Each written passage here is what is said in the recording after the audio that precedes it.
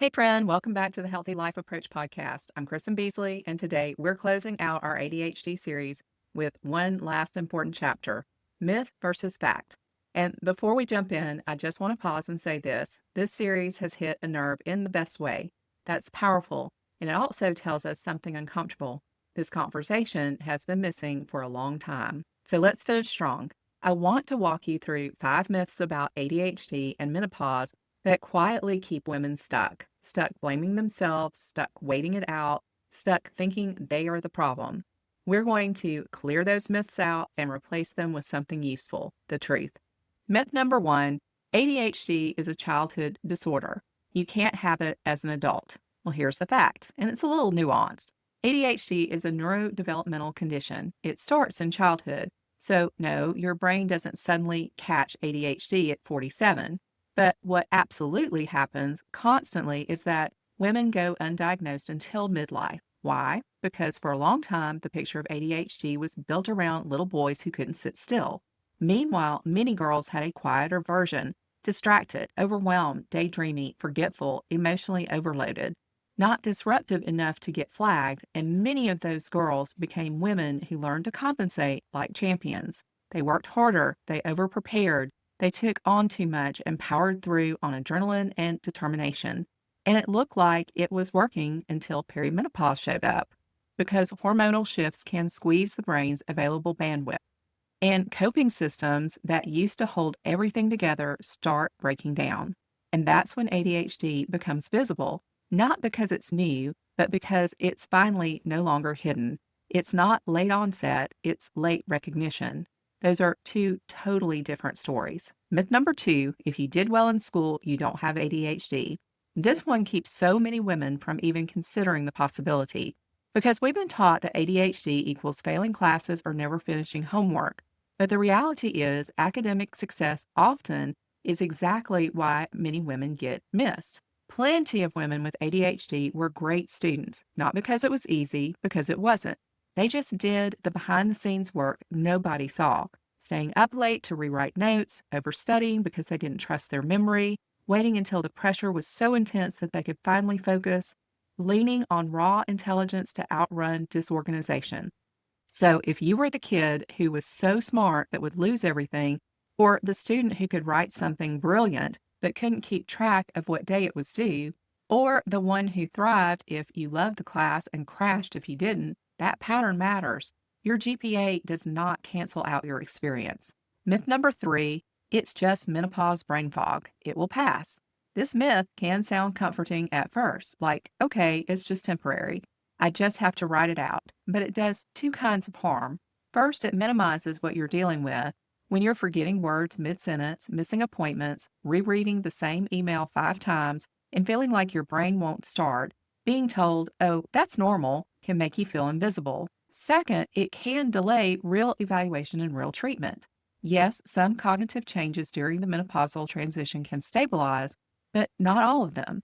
And if menopause is unmasking lifelong ADHD, waiting for things to go back to normal turns into waiting for help that won't arrive on its own.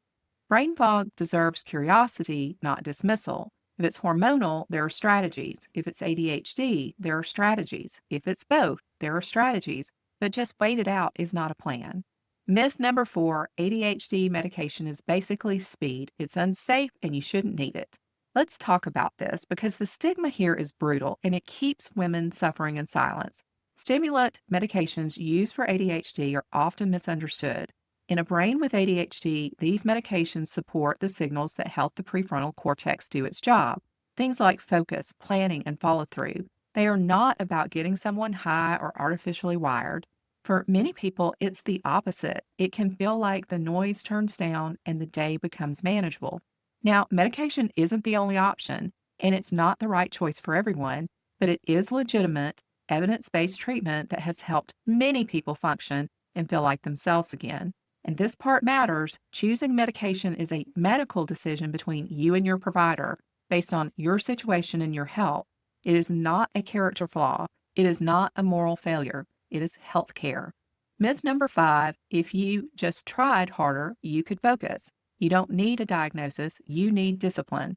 I saved this one for last because it causes the deepest kind of pain, the kind that turns it into shame and self-hatred. If you've been telling yourself, I'm just lazy, I'm careless, I should be able to handle this, I want you to hear me clearly. This is not a discipline problem. ADHD is a neurological difference in how the brain manages attention, motivation, and executive function. And women who struggle with it are often some of the most disciplined people you'll ever meet.